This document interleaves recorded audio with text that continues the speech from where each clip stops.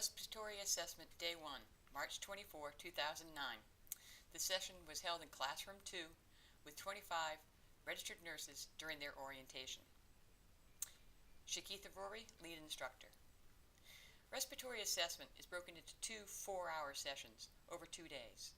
The first 3 hours of day 1 covers equipment, policy, procedures, and documentation. The curriculum for the last hour of the day introduces the interpretation of arterial blood gases. This is where I called upon and most appreciated Shakitha Rory's extensive critical care and teaching experience. I've been a nurse for nearly 20 years. Prior to that, however, my education and career path were in secondary education. Perhaps you've heard me say, this is the first time I've ever held a position as a staff nurse in a hospital.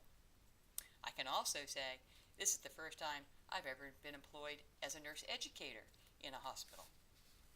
Admittedly, however, I have very limited experience interpreting arterial blood gases. Before the start of this class, I spent a great deal of time with an old Mosby's reference book, The Interpretation of Respiratory Gases.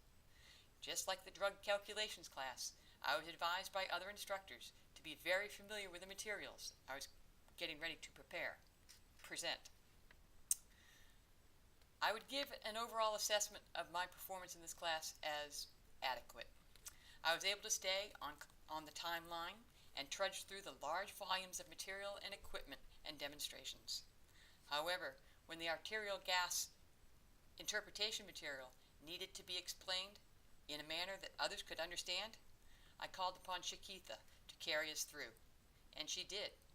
All the material was covered, and we wrapped up the class at 11:55 a.m.